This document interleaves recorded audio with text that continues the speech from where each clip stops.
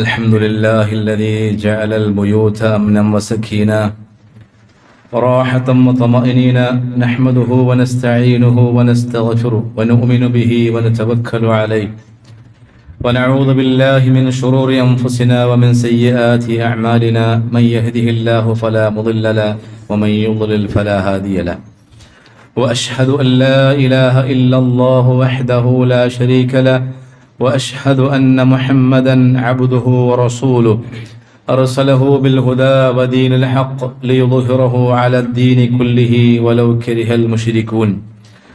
اللهم صل على محمد وعلى آل محمد كما صليت على إبراهيم وعلى آل إبراهيم، وبارك على محمد وعلى آل محمد كما باركت على إبراهيم وعلى آل إبراهيم إنك حميد مجيد. أما بعد فإن خير الحديث كتاب الله، وخير الهدي هدي محمد صلى الله عليه وسلم، وشر الأمور محدثاتها، وكل محدثة بدعة، وكل بدعة ضلالة، وكل ضلالة في النار. أيها الناس أوصيكم وإياي بنفسي أولا بتقوى الله. أعوذ بالله السميع العليم من الشيطان الرجيم. يا أيها الذين آمنوا اتقوا الله حق تقاته ولا تموتن إلا وأنتم مسلمون. يا أيها الذين آمنوا اتقوا الله وقولوا قولا سديدا يصلح لكم أعمالكم ويغفر لكم ذنوبكم، ومن يطع الله ورسوله فقد فاز فوزا عظيما. يا أيها الناس إنا خلقناكم من ذكر وأنثى وجعلناكم شعوبا وقبائل لتعارفوا إن أكرمكم عند الله أتقاكم إن الله عليم خبير. ഏറെ ബഹുമാനമുള്ള സഹോദരന്മാരെ, സഹോദരികളെ, സത്യവിശ്വാസികളെ, സത്യവിശ്വാസിനികളെ,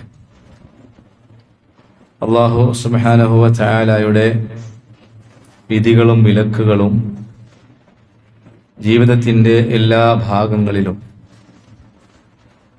പാലിച്ച് സൂക്ഷിച്ച് അള്ളാഹുവിൻ്റെ മുഖറബുകളായ ദാസന്മാരും ദാസികളുമായി കഴിഞ്ഞുകൂടണമെന്ന് വസിയ്യത്ത് ചെയ്യുകയാണ്, ഉപദേശിക്കുകയാണ്. അള്ളാഹു സുബ്ഹാനഹു വ തആല ഈ വസിയ്യത്ത് ഇഖ്ലാസോടുകൂടെ നടപ്പാക്കാൻ നമുക്ക് ഓരോരുത്തർക്കും തൗഫീഖ് നൽകി നമ്മെ എല്ലാവരെയും അനുഗ്രഹിക്കുമാറാവട്ടെ.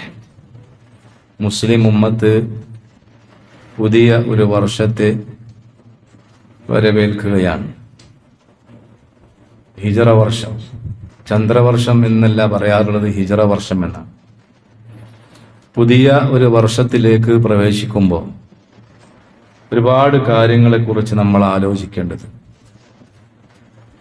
നമുക്കറിയാം, മുഹറം എന്നുള്ളത് ഹിജറ വർഷത്തിന്റെ തുടക്കത്തിലുള്ള മാസമാണ്. ഹിജറയെക്കുറിച്ച് നമ്മളെല്ലാവരും മനസ്സിലാക്കിയതാണ്, അതിനെക്കുറിച്ചൊന്നും ഞാൻ സൂചിപ്പിക്കുന്നില്ല.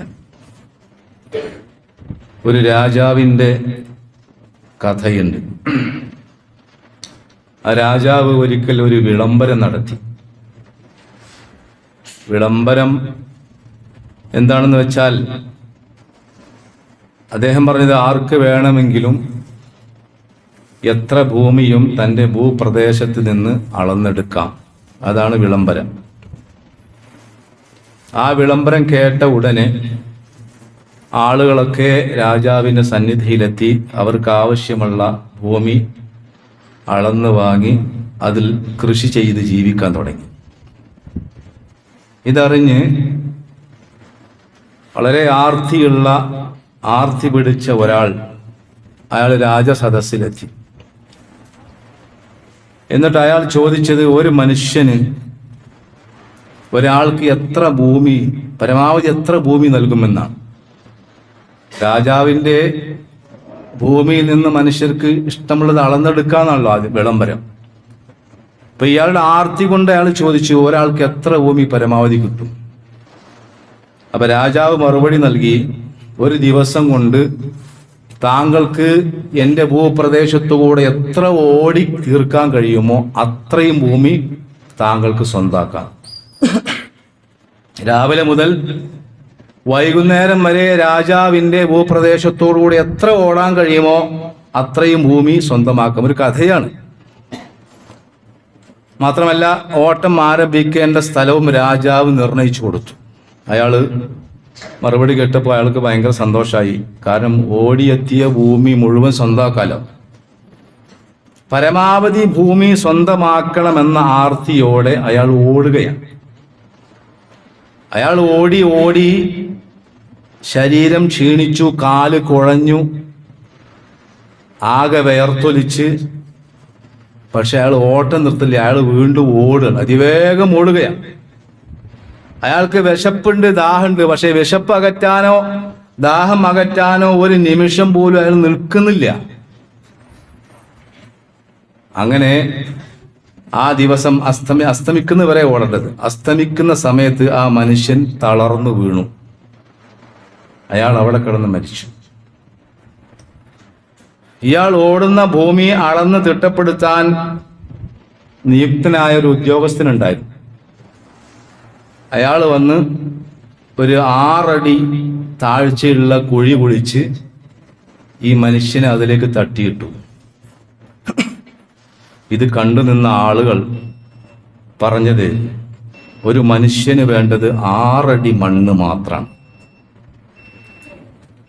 ഞാൻ സൂചിപ്പിച്ച് ഇതൊരു കഥയാണ്. പക്ഷെ ഒരു വർഷം കഴിയുമ്പോൾ ഈ കഥക്ക് ഒരുപാട് പ്രസക്തി ഉണ്ട് എന്ന് എനിക്ക് തോന്നിയത് കൊണ്ടാണ് ഞാൻ ആമുഖമായി പറഞ്ഞത്. സഹോദരന്മാരെ, നമ്മളൊക്കെ ചിന്തിക്കുന്നത് ആ മനുഷ്യൻ ചിന്തിച്ചതുപോലെയാണ്. നമ്മളൊക്കെ ഓടുകയാണ് ആ മനുഷ്യൻ ഓടിയതുപോലെ. ദുനിയാവ് എങ്ങനെ കൂടുതൽ ഉണ്ടാക്കാം എന്നതിനെ കുറിച്ചാണ് നമ്മൾ ഓരോരുത്തരും ആലോചിക്കുന്നത്.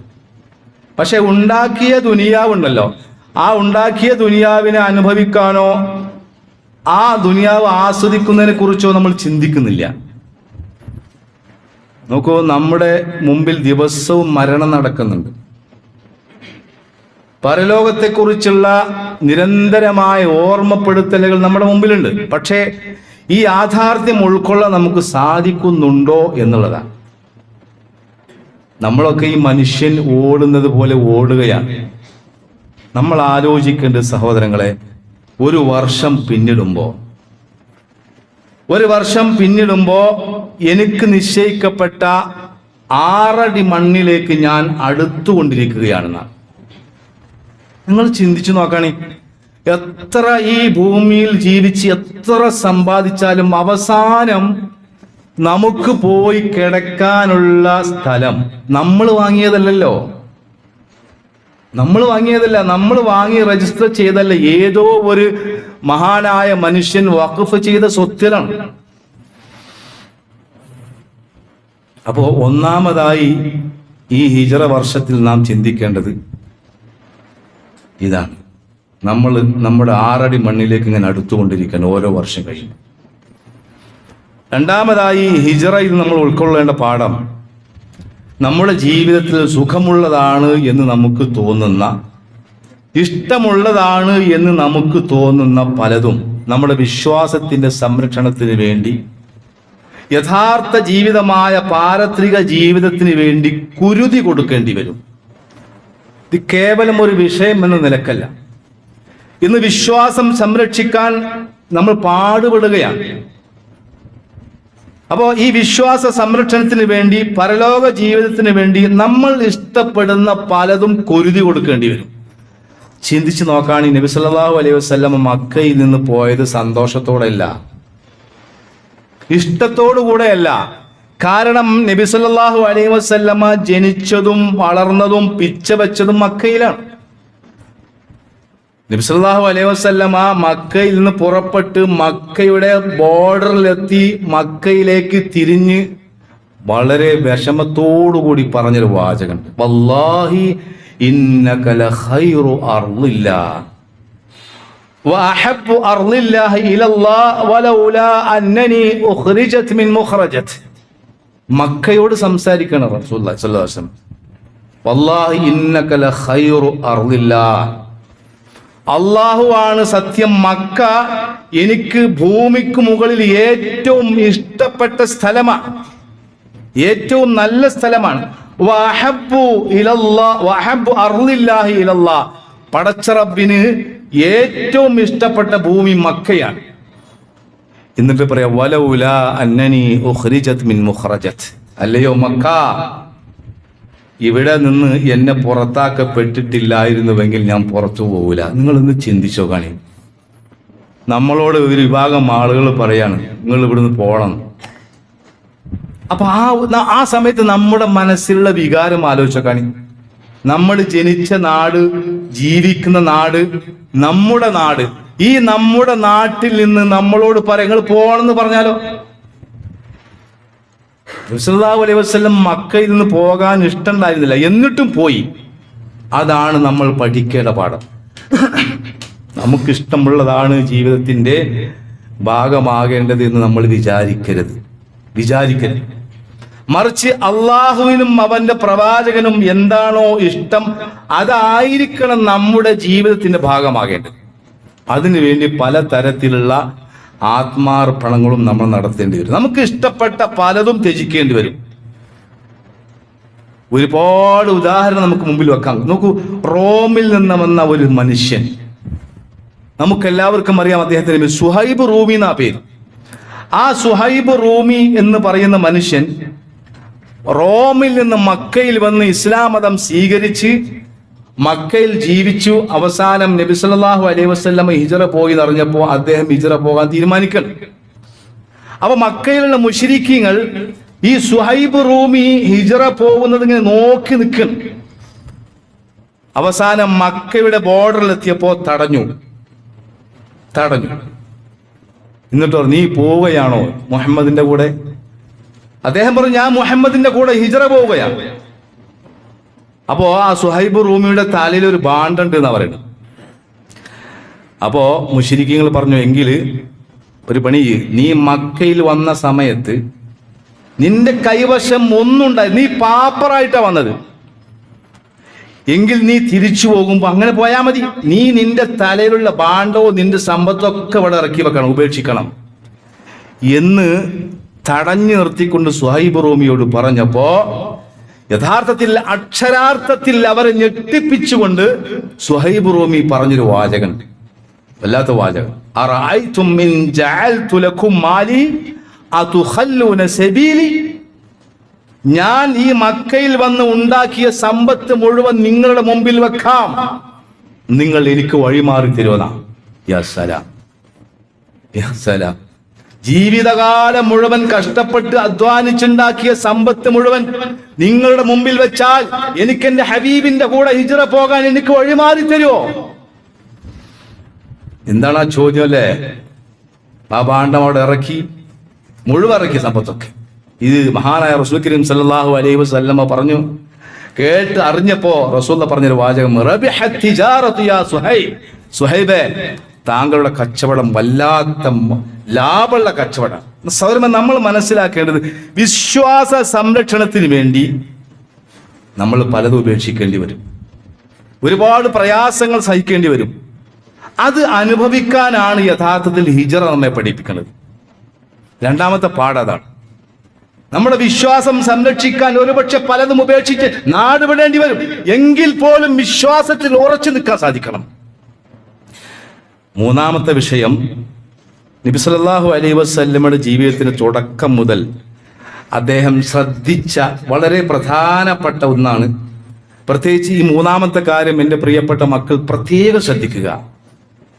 നബി സല്ലല്ലാഹു അലൈഹി വസല്ലം ശ്രദ്ധിച്ച ഒന്നാണ്, ഒരു ആത്മാർത്ഥമായ കൂട്ടുകാരൻ, ഇന്റിമേറ്റ് ഫ്രണ്ട്. നോക്കൂ, നല്ല ഒരു കൂട്ടുകാരൻ. വളർന്നു വരുന്ന എൻ്റെ മക്കളോട് പറയാൻ, നിങ്ങളുടെ ജീവിതത്തിൽ നിങ്ങൾ നല്ല ഒരു കൂട്ടുകാരനെ കാണും. നല്ല ഒരു കൂട്ടുകാരന്റെ ക്വാളിറ്റി എന്താ? നല്ല ഒരു കൂട്ടുകാരന്റെ ക്വാളിറ്റി കെയറിങ് ആണ്. ഹിജ്റ പോകുമ്പോ നബി സല്ലല്ലാഹു അലൈഹി വസല്ലമയുടെ മുമ്പിലാണ് അബൂബക്കർ സിദ്ദീഖ് നടന്നത് റളിയല്ലാഹു അൻഹു. എന്തിനാ? നബി സല്ലല്ലാഹു അലൈഹി വസല്ലമയുടെ മുമ്പിൽ നടക്കാനുള്ള ആഗ്രഹം കൊണ്ടല്ല, മറിച്ച് മുമ്പിൽ നിന്ന് വല്ല ഉപദ്രവം വരുമ്പോ തടുക്കാൻ വേണ്ടിയിട്ടാണ്. എന്നിട്ട് അവസാനം ആ സൗർ ഗുഹയിലെത്തി. സഹോദരന്മാരെ, ഉംറക്ക് പോയ ആൾ, ഹജ്ജിനൊക്കെ പോയ ആളുകൾക്കറിയാം, യാ സലാം. ആ സൗർ മല എന്ന് പറഞ്ഞാൽ വല്ലാത്ത മലഞ്ഞട്ടോ. നമ്മൾ ആ മല കയറി ആ ഗുഹ അങ്ങനെ കാണുമ്പോ യഥാർത്ഥത്തിൽ ഈ ദീനിന്റെ സ്ഥാപനത്തിന് വേണ്ടി, അഥവാ ഈ ദീനിനെ ഇവിടെ ഉയർത്തി കാണിക്കാൻ വേണ്ടി, ഈ ദീനിന് വേണ്ടി റസൂൽ സഹിച്ച ത്യാഗം. ആ ഗുഹയുടെ അടുത്തെത്തിയപ്പോ ഗുഹയിലേക്ക് കയറാൻ ഒരുങ്ങിയപ്പോ റസൂലിനെ തടഞ്ഞു, അവിടെ നിൽക്കുന്നത്. എന്നിട്ട് അബൂബക്കർ സിദ്ദീഖ് റളിയല്ലാഹു അൻഹു ആ ഗുഹയുടെ ഉള്ളിലാണ് കയറി ആ ഗുഹയിലുള്ള പൊത്തുകളൊക്കെ അടച്ച് ഒക്കെ ഭദ്രമാക്കി. എന്നിട്ട് പറഞ്ഞു, ഇനി കയറിക്കോളി. അതാണ് കൂട്ടുകാരൻ, അതാണ് കെയറിങ് ആണ്. അത്തരത്തിലുള്ള ഒരു ഫ്രണ്ട്ഷിപ്പ് ഉണ്ടാകാൻ നമ്മൾ ആഗ്രഹിക്കണം, നല്ല ഒരു കൂട്ടുകാരൻ. അതാണ് ഖുർആൻ വല്ലദീ ജാഅ ബിസ്സിദ്ഖി വസദ്ദഖ ബിഹി. നോക്കൂ, അബൂബക്കർ സിദ്ദീഖ് റളിയല്ലാഹു അൻഹുവിന്റെ പേര് അബൂബക്കർ സിദ്ദീഖ് എന്നല്ലല്ലോ, അല്ലല്ലോ. അബൂബക്കർ സിദ്ദീഖിന്റെ യഥാർത്ഥ പേര് അബ്ദുള്ള എന്നാണ്. അബ്ദുള്ള എന്നാണ്. സിദ്ദീഖ് എന്ന പേര് കിട്ടിയത് അപ്പോഴാ എന്ത് റസൂലുള്ള പറഞ്ഞ അപ്പടി വിശ്വസിക്കും. ബക്കർ എന്ന് പറഞ്ഞത് കന്നിക്കാരനാ, ആദ്യമായി ഇസ്ലാമിലേക്ക് വന്ന ആളാ. അങ്ങനെ അബൂബക്കർ സിദ്ദീഖായിരുന്നു. അബൂ കുഹാഫയുടെ മകൻ അബ്ദുള്ളയാണ്. പോട്ടെ. അപ്പോ സത്യമായി വന്നവൻ, ആ സത്യത്തെ സത്യപ്പെടുത്തിയവൻ. ഖുർആൻ പ്രശംസിച്ചു അദ്ദേഹത്തെ. മുഫസ്സിറുകളൊക്കെ പറഞ്ഞത് അബൂബക്കർ സിദ്ദീഖിനെ കുറിച്ചാണ്. അപ്പൊ അത്തരത്തിലുള്ള ഒരു ഫ്രണ്ട്ഷിപ്പ്, ഒരു കൂട്ടുകെട്ടുണ്ടാകാൻ നമ്മളെല്ലാവരും ആഗ്രഹിക്കണം. നമ്മുടെ മക്കൾക്കും അതുണ്ടാകണം, നല്ല ഒരു കൂട്ടുകെട്ട്. സാധാരണ പഴമക്കാർ പറയും ചാരിയാൽ ചാരിയത് മണക്കും. വളരെ ശരിയാണല്ലോ. തൊഴുത്തിന്റെ കുറ്റിയിൽ ചാരിയാൽ ചാണകം മണക്കുക, നേരെ മറിച്ച് ചന്ദനത്തിന്റെ കുറ്റിയിൽ ചാരിയാൽ ചന്ദനം മണക്കും. കാരണം അതായിരിക്കണം ഇസ്ലാമിന്റെ കൂട്ടുകെട്ട്, ഒരു നല്ലൊരു സുഹൃത്ത്. അതാണ് അല്ലാഹു പറയുന്നത് ഇന്നമൽ മുഅ്മിനൂന ഇഖ്വ. ഇസ്ലാമിക സമൂഹത്തിന്റെ കൂട്ടുകെട്ട് അതാണ്. മൂന്നാമത്തത്, നമ്മുടെ ജീവിതത്തിൽ മുഴുവൻ കാര്യങ്ങളും, ഹിജറിനെ പഠിക്കേണ്ട മൂന്നാമത്തെ കാര്യം, മുഴുവൻ കാര്യങ്ങൾ നമ്മൾ പ്ലാൻ ചെയ്യണം. ശരിക്കും ശ്രദ്ധിച്ചോളി. കുട്ടികളാണെങ്കിലും വലിയവരാണെങ്കിലും എന്ത് കാര്യം ചെയ്യുമ്പോഴും എടുത്തു ചാടരുത്. ഇന്ന് നമ്മുടെ സമൂഹത്തിൽ ഏറ്റവും അധികം എടുത്തുചാട്ടക്കാരാ. ഈ എടുത്തുചാട്ടക്കാർ ചെന്നെത്തുന്ന എവിടെയാ? നബി സല്ലല്ലാഹു അലൈഹി വസല്ലം ഹിജ്റ പോകാൻ തീരുമാനിച്ചപ്പോ അബൂബക്കർ സിദ്ദീഖിനോട് പറഞ്ഞു. അപ്പൊ അദ്ദേഹം അപ്പൊ തന്നെ തയ്യാറായി. ഇന്നപ്പം തന്നെ പോകാന്നോ? റസൂൽ പറഞ്ഞില്ല, മുകളിൽ നിന്ന് ഓർഡർ വരാണ്ട്, റബ്ബിന്റെ ഓർഡർ വരട്ടെ. അങ്ങനെ ആ ഓർഡർ കിട്ടാൻ 4 മാസം പിടിച്ചു. ഈ 4 മാസക്കാലം മഹാനായ റസൂലുള്ളാഹി സ്വല്ലല്ലാഹു അലൈഹി വസല്ലം അബൂബക്കർ സിദ്ദീഖും അവർക്ക് പോകാനുള്ള ഒട്ടകത്തെ തീറ്റ കൊടുത്ത് കൊഴുപ്പിച്ചു നിർത്തിന. യാ സലാം, പ്ലാനിങ് ആണ്. മാത്രമല്ല അബ്ദുല്ലാഹിബ്നു അബൂബക്കറിന്റെ മകൻ അബ്ദുള്ള കുറെ നേരം ഈ ഗുഹയിൽ ഇങ്ങനെ ഇരിക്കും. എന്നിട്ട് വൈകുന്നേരമായ ആ ഗുഹക്ക് പുറത്തുങ്ങൾ ഇറങ്ങി വരും. എന്നിട്ട് ഇവരെ മക്കാരുടെ ഇടയിൽ ഇങ്ങനെ നടക്കും. എന്നിട്ട് ഇവരുടെ പ്ലാൻ എന്താണെന്ന് അറിയാൻ വേണ്ടി. യാ സലാം. എന്നിട്ട് ഈ പ്ലാൻ ഇങ്ങനെ അവസാനമൊക്കെ അറിഞ്ഞിട്ട് ഇത് ഗുഹയിൽ പോയി കൊടുക്കും. ഇങ്ങനെയൊക്കെ പ്ലാൻ ഉണ്ട് കേട്ടോ. മാത്രമല്ല ആമിർ എന്ന് പറയുന്ന ഒരു ആട്ടിട ഉണ്ടായിരുന്നു. ഈ ഗുഹയിലിരിക്കുന്ന നബി സല്ലല്ലാഹു അലൈഹി വസല്ലമും അബൂബക്കർ സിദ്ദീഖിനും ഭക്ഷണം കൊണ്ടുപോകുന്ന വഴിയിലെ കാൽപ്പാടുകൾ മായ്ക്കാൻ വേണ്ടി ഈ ആട്ടിട ഇങ്ങനെ നടക്കും. ഒരു പ്ലാനിങ്. ഈ രൂപത്തിൽ ഒരു പ്ലാനിങ് നമ്മുടെ ജീവിതത്തിൽ ഉണ്ടാകണം. അതാണ് ഹിജ്റ പഠിപ്പിക്കുന്നത്. 5ാമത്തെ പാഠം, വിശ്വാസികൾ ഒരിക്കലും നിരാശരാകരുത്. നിരാശ എന്നുള്ളത് വിശ്വാസിയുടെ നിഘണ്ടുവിൽ ഇല്ല. നബി സല്ലല്ലാഹു അലൈഹി വസല്ലം മക്കയിൽ ജീവിച്ച കാലം, പ്രത്യേകിച്ച് നുബുവത്തിന് ശേഷം 40 മുതൽ 53 വരെ, ഇത് കേൾക്കാനുള്ള കഥയല്ല. ആരാണ് റസൂലുള്ളാഹി സ്വല്ലല്ലാഹു അലൈഹി വസല്ലം? എല്ലാവർക്കും അറിയാലോ. ലോകം കണ്ടതിൽ വെച്ച് ഏറ്റവും മാന്യനാണ്. അതാണ് അഷ്റഫുൽ ഖൽഖ് എന്ന് പറയുന്നത്. 40 മുതൽ 53, 13 വർഷക്കാലം നബി സല്ലല്ലാഹു അലൈഹി വസല്ലം മക്കയിൽ ജീവിച്ചത് അങ്ങേയറ്റത്തെ പ്രതിസന്ധി. നോക്കൂ, വിശ്വസിച്ച ആളുകളൊക്കെ കഠിനമായി മർദ്ദിച്ചുകൊണ്ടിരിക്കും. അവസാനം ഗത്യന്തരമില്ലാതെ തായിഫിലേക്ക് പോവുകയാണ്. എന്താ ഉണ്ടായത്? അവിടെ നിന്നും അടിച്ചോടിക്കപ്പെട്ടു. റസൂലുള്ളാനെ എറിഞ്ഞിട്ട് ശരീരത്തിൽ നിന്ന് രക്തമൊലിപ്പിച്ചു. അങ്ങനെ അവിടെ ഒന്നും നിരാശനായില്ലല്ലോ. നിങ്ങൾ ആലോചിച്ചോക്കണി, എന്തിനാ പോയത്? തായിഫിക്ക് പോയത് എന്തിനാ? അവിടെ ഇസ്ലാമിന്റെ സന്ദേശം എത്തിച്ചു കൊടുക്കാനാണ്. അല്ലാതെ കച്ചവടത്തിന് പോയതല്ല, പണം ഉണ്ടാക്കാൻ പോയതല്ല. തായിഫ് ഇന്ന് സൗദി അറേബ്യയിൽ പോയ ആളുകൾക്കറിയാം, തായിഫ് എന്ന് പറയുന്ന സുഖവാസ കേന്ദ്ര, എപ്പോഴും തണുപ്പുള്ള സ്ഥലമാണ് അവിടെ. അതിന് പോയതല്ല. തായിഫ് നിന്ന് മടങ്ങി വന്ന് ഹജ്ജിന്റെ സീസണിൽ ആളുകളൊക്കെ ഒരുമിച്ച് കൂടുന്ന സ്ഥലത്ത് റസൂൽ തന്നെ ചോദിക്കണം, അലാ റജുലുൻ യഹ്മൂനി ഇലാ ഖൗമി. വല്ലാത്തൊരു ചോദ്യമാണത്. ഹജ്ജിന് ആളുകൾ ഇങ്ങനെ വരുമ്പോ ആളുകൾ ഒരുമിച്ച് കൂടുന്ന സ്ഥലത്ത് ആളുകളോട് പിച്ച ചോദിക്കണമാരെ ചോദിക്കണം, നിങ്ങളുടെ കൂട്ടത്തിൽ ഒരാളുണ്ടോ എന്നെ ഒന്ന് സഹായിക്കാൻ? നിങ്ങളൊന്ന് ആലോചിച്ചോക്കാണ് സഹോദരന്മാരെ. ഇതാണ് ഹിജ്റ. ഫഇന്ന ഖുറൈശൻ ഖദ് മനഊനി അൻ തുബല്ലിഗ കലാമ റബ്ബി. എന്റെ നാട്ടുകാരായ ഖുറൈശികൾ അള്ളാഹുവിന്റെ ഈ സംസാരം വിശുദ്ധ ഖുർആൻ ഇവരെ പറയാൻ അനുവദിക്കണില്ല. നിങ്ങൾ ഒന്ന് സഹായിക്കോ എന്നെ? പടച്ചോനെ, വല്ലാത്ത സംഭവം. അന്ന് 16 ഗോത്രങ്ങളാ ഹജ്ജിന് വന്നത്. 16 ഗോത്രങ്ങൾ. ഈ 16 ഗോത്രങ്ങളിൽ 15 ഗോത്രങ്ങളും റസൂലുള്ളാഹിന്റെ വാക്ക് തിരസ്കരിച്ചു എന്നാ പറയും. പക്ഷേ നിരാശനായില്ല. ഞാൻ വീണ്ടും പറയുന്നു, നമ്മുടെ ജീവിതത്തിൽ ഒരുപാട് പ്രതിസന്ധികൾ വരും, പ്രയാസങ്ങൾ വരും, കഠിനമായ രോഗങ്ങൾ വരും. നിരാശരാകരുത്. അവസാനമാണ് പ്രവാചകന് അൻസാറുകൾപ്പെട്ട ഔസ് ഗോത്രത്തെ കിട്ടിയത്. ബാക്കി 15 ആളും തിരിച്ചു. നിങ്ങൾ ആലോചിച്ച് നോക്കൂ, തിരുമേനിക്ക് നിരാശ വന്നില്ല, നമുക്കും നിരാശ വരരുത്. മുഅ്മിനായി ജീവിക്കുമ്പോൾ ചെറിയ പ്രശ്നങ്ങൾ ഉണ്ടാവും. അതിന്റെ പേരിൽ നമ്മൾ ഒരിക്കലും നിരാശപ്പെടരുത്. നമ്മുടെ കുടുംബ ജീവിതത്തിലും സാമൂഹ്യ ജീവിതത്തിലും എത്ര പ്രശ്നങ്ങളില്ലേ? ഒരുപാട് പ്രശ്നങ്ങളുണ്ട്. അതൊക്കെ മാറ്റി വെക്കണം. എൻ്റെ കുട്ടികളോട് പറയാനുള്ളത്, നിങ്ങളുടെ കലാലയങ്ങളിൽ ഒരുപക്ഷെ നിങ്ങളുടെ അധ്യാപകൻ നിങ്ങളോട് മോശമായി പെരുമാറിയേക്കാം. ആ മോശമായി പെരുമാറി നിങ്ങൾ ശിക്ഷിച്ചതാണ്, നിങ്ങൾ വളരാൻ വേണ്ടിയിട്ടാണ്. ഒരിക്കലും നിരാശരാകാൻ പാടില്ല. നിരാശ, വീണ്ടും ഞാൻ പറയുന്നു, മുഅ്മിനിന്റെ നിഘണ്ടുവിൽ നിരാശയില്ല. എത്രയോ സംഭവങ്ങൾ. മഹാനായ യാക്കൂബ് നബി അലൈഹി സ്വലാത്തു വസ്സലാമിന് പുത്രൻ യൂസുഫ് നഷ്ടപ്പെട്ടില്ലേ? ഒരു പ്രവാചകനാണ് നഷ്ടപ്പെട്ടത്. അവസാനം മക്കളോട് ചോദിക്കാം, മക്കളെ നിങ്ങൾ ഒന്ന് തെരഞ്ഞു നോക്കി, യൂസുഫിനെ ഒന്ന് തെരഞ്ഞു നോക്കി. നിങ്ങളെ പടച്ച റബ്ബിന്റെ ആശ്വാസത്തെ പറ്റി നിരാശരാവരുത്. അള്ളാഹുവിന്റെ ആശ്വാസത്തെ പറ്റി നിരാശരാകുന്ന കാഫിരീങ്ങൾ മാത്രമാണ്. സഹോദരന്മാരെ, ഹിജ്റയിൽ നിന്ന് പാഠം ഉൾക്കൊള്ളാൻ പരിശ്രമിക്കണം.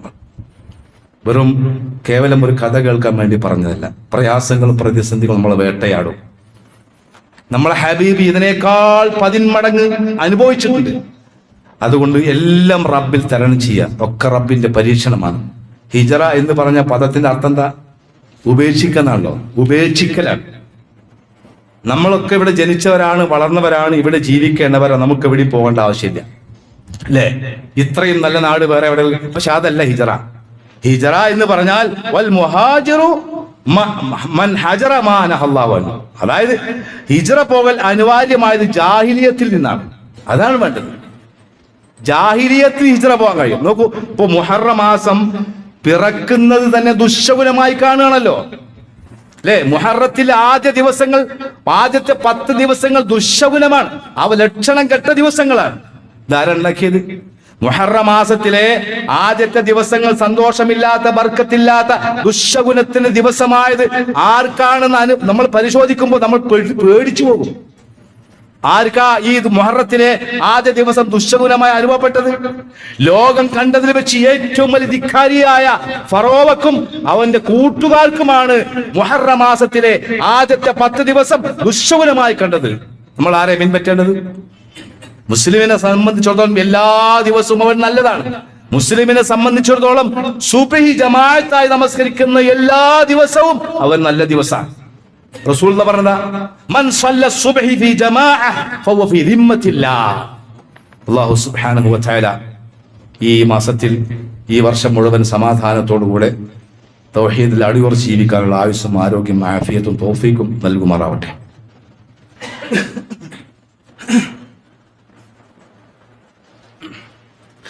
അൽഹംദുലില്ലാഹി വസ്സലാത്തു വസ്സലാമു അലാ സയ്യിദിൽ മുർസലീൻ വഅലാ ആലിഹി വസഹ്ബിഹി അജ്മഈൻ. അമ്മാ ബഅദ്. അയ്യുഹൻ നാസ് ഊസീകും സാനിയം ബിത്തഖ്വല്ലാഹ് ഒരിക്കൽ കൂടി അള്ളാഹുവിൻ്റെ നിയമങ്ങളും നിർദ്ദേശങ്ങളും പാലിച്ച് ജീവിക്കണമെന്ന് എന്നെയും നിങ്ങളെയും ഉണർത്തുകയാണ്. സഹോദരന്മാരെ, നമ്മൾ സ്കൂൾ കുട്ടികൾക്ക് വേണ്ടി ചില സൗകര്യങ്ങളൊക്കെ ഏർപ്പാടാക്കിയിട്ടുണ്ട്. അപ്പോൾ നമ്മൾ വാട്സപ്പിലൊക്കെ തന്നെ മെസ്സേജ് വിട്ടിരുന്നു.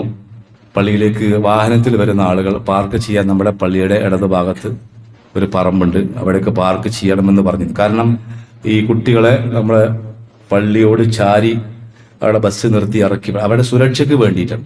അപ്പോൾ ഇൻഷാ അല്ലാഹ് ഇനി വരുന്നവർ നിങ്ങൾ ബുദ്ധിമുട്ടിക്കാൻ വേണ്ടിയിട്ടല്ല, വാഹനത്തിൽ വരികയാണെങ്കിൽ സുഖമായിട്ട് പാർക്ക് ചെയ്യാൻ ഇവിടെ സ്ഥലമുണ്ട്. അപ്പോൾ ഈ പള്ളിയുടെ മുമ്പിലുള്ള സ്ഥലം നമ്മുടെ സ്കൂൾ കുട്ടികളുടെ ബസ് നിർത്താൻ വേണ്ടി സൗകര്യം ചെയ്തു കൊടുക്കണമെന്ന് ഒന്ന് ഉണർത്തുകയാണ്. പിന്നെ ഇൻഷാ അല്ലാഹ് നമ്മുടെ കോണിയുടെ പണി ഏകദേശം തീരാറായി.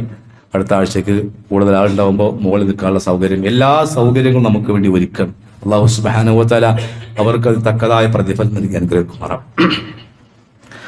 സഹോദരന്മാരെ, വായിച്ച് വിജ്ഞരാവുക എന്നത് ഈ കമ്പ്യൂട്ടർ യുഗത്തിൽ ഏറെ പ്രസക്തമാണ്. അറിവിന്റെ ചക്രവാളം വികസിപ്പിക്കുന്നത് മുഖ്യമായി വായനയിലൂടെ. എൻ്റെ പ്രിയപ്പെട്ട കൂട്ടുകാർക്ക് കേൾക്കാൻ പ്രത്യേകിച്ചൊരു കാര്യം പറയാം. വായനാശീലത്തെ കെടുത്തിക്കളയുന്ന ഒന്നാണ് ടി വി മൊബൈൽ വേണ്ട എന്നല്ല, ഈ അധികം അനാശ്വാസമായ പലതിലേക്കും പ്രേരണ നൽകുന്നത് ടി വി മൊബൈലാണ്. ഇത് കർശനമായ നിയന്ത്രണം നമ്മൾ പാലിച്ചില്ലെങ്കിൽ നമ്മുടെ കുട്ടികളുടെ പഠനത്തെ ബാധിക്കും, മറ്റു പലതിനെ ബാധിക്കും. ഒരു ചെറിയ സംഭവം പറയാം. പിന്നെ അമേരിക്കയിലെ ശിശു വിഭാഗ neuro surgeon doctor Ben Carson അദ്ദേഹത്തിന്റെ ജീവിതം ഒരു പ്രസിദ്ധീകരണത്തിൽ എഴുതി വായിക്കുകയാണ്. അദ്ദേഹം പറയാണ്, അദ്ദേഹത്തെ ചെറുപ്പത്തിൽ ബെൻ കാർസനും കാർട്ടീസ് രണ്ടാളുകളാണ്, ജ്യേഷ്ഠനും അനുജനാണ്. പിന്നെ ഇവരുടെ ചെറുപ്പത്തിൽ അവരുടെ പിതാവ് മരണപ്പെട്ടു. അങ്ങനെ ഇവരെ പോറ്റി വളർത്തിയത് അവരുടെ മാതാവാണ്. ഈ മാതാവ് 3 വീട്ടിൽ ജോലി ചെയ്ത് കഠിനാധ്വാനം ചെയ്താണ് മക്കളെ വളർത്തിയത്. പക്ഷേ മക്കൾക്ക് പഠനത്തിൽ താല്പര്യമില്ല. മക്കൾ അധിക സമയം ടി വിക്ക് മുമ്പിലാണ്. പണ്ടത്തെ കുറച്ച് മുമ്പിലാണ് ടി വിക്ക് മുമ്പിൽ ചടഞ്ഞിരിക്കും. അങ്ങനെ അവസാനം ഇവരുടെ പഠന നിലവാരം വളരെ മോശമായി. അമേരിക്കയിൽ അറിയപ്പെടുന്ന ഒരു സർജനാണ്, ശിശുരോഗ വിഭാഗം സർജനാണ്. അങ്ങനെ അവസാനം ഈ മാതാവ് ഒരു തീരുമാനം എടുക്കണം. ഇത് കേൾക്കുന്ന രക്ഷിതാക്കളൊക്കെ തീരുമാനം എടുക്കണം. അവർ പറഞ്ഞു, പിന്നെ ഇനി മുതൽ നമ്മുടെ വീട്ടിൽ ടി വിക്ക് ഒരു നിയന്ത്രണം വെക്കണം.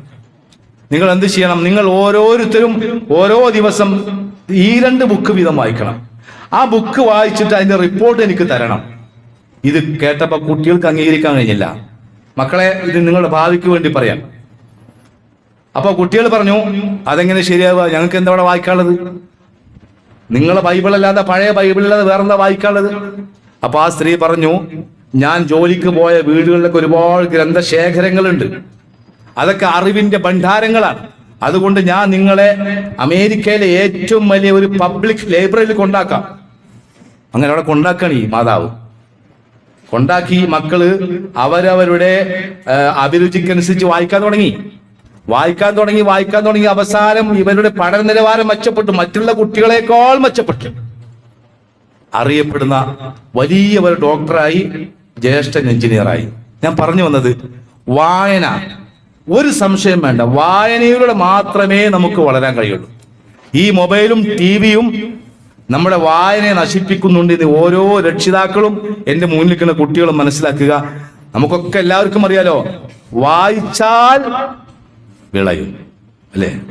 ഒരു മാഷ് പറഞ്ഞില്ല, വായിച്ചാൽ വിളയും, വായിച്ചില്ലെങ്കിൽ വളയും. ഇപ്പൊ വളയാണല്ലോ, ഇപ്പൊ ഏത് സമയത്ത് ഇങ്ങനെ വളഞ്ഞിട്ടായിരിക്കും. അപ്പൊ അതുകൊണ്ട് മക്കളെ, നിങ്ങളുടെ ഭാവിക്ക് വേണ്ടി, നിങ്ങൾ ഭാവിയുടെ വാഗ്ദാനങ്ങളാണ്. അതുകൊണ്ട് വായനാശീലം, നിങ്ങളുടെ പഠിക്കുന്ന സ്കൂൾ വായന ലൈബ്രറി ഉണ്ട്, നിങ്ങൾ ഉപയോഗപ്പെടുത്തണം. അത് നിങ്ങൾ ഭാവിക്ക് വേണ്ടിയിട്ടാണ്. നോക്കൂ, ആദ്യത്തെ വചനം ഇഖ്റഅാണല്ലോ, നീ വായിക്കുന്നതാണ് അല്ല പറഞ്ഞത്. അല്ലാഹു സുബ്ഹാനഹു വ തആല നമ്മെ എല്ലാവരെയും അള്ളാഹുവിന് ഇഷ്ടപ്പെട്ട ദാസന്മാർ ഉൾപ്പെടുത്തി അനുഗ്രഹിക്കുമാറാവട്ടെ. അള്ളാഹുവെ, ഞങ്ങൾ ചെയ്തു പോയ തെറ്റുകളും കുറ്റങ്ങളും നീ ഞങ്ങൾക്ക് വിട്ടു പുറത്ത് മാപ്പാക്കി തരണേ റഹ്മാനെ. മരണപ്പെട്ടു പോയ ഞങ്ങളുടെ പ്രിയപ്പെട്ട മാതാപിതാക്കൾക്കും മക്കൾക്കും ഉസ്താദുമാർക്കും അള്ളാഹുവെ നീ മഗ്ഫിറത്തും റഹ്മത്തും നൽകി അനുഗ്രഹിക്കണം റഹ്മാനെ. ഒരുപാട് മാരകമായ രോഗം കൊണ്ട് പ്രയാസപ്പെടുന്ന ആളുകളുണ്ട്. അള്ളാഹുവെ, അവരുടെ എല്ലാവരുടെയും മാരകമായ രോഗം നീ പരിപൂർണമായി ശിഫ നൽകി അനുഗ്രഹിക്കണേ അള്ളാഹ്. റഹ്മുർ റഹീമീന റബ്ബേ, കീറി മുറിക്കുന്ന രോഗങ്ങളെ തൊട്ട് ഞങ്ങളെ കാത്തുരക്ഷിക്കണേ റഹ്മാനെ. അർഹമുർ റഹീമീന റബ്ബേ, മരിക്കുമ്പോൾ ലാ ഇലാഹ ഇല്ലല്ലാഹ് എന്ന് ചൊല്ലി മരിക്കുന്ന യഥാർത്ഥ സൗഭാഗ്യവാന്മാരിൽ നീ ഞങ്ങളെ ഓരോരുത്തരെയും ഉൾപ്പെടുത്തി അനുഗ്രഹിക്കണം റഹ്മാനെ. اللهم يغفر للمؤمنين والمؤمنات والمسلمين والمسلمات الأحياء منهم والأموات. اللهم أعز الإسلام والمسلمين وأذل الشرك والمشركين. ربنا آتنا في الدنيا حسنة وفي الآخرة حسنة وقنا عذاب النار. وآخر دعوانا أن الحمد لله رب العالمين وصلى الله على نبينا محمد.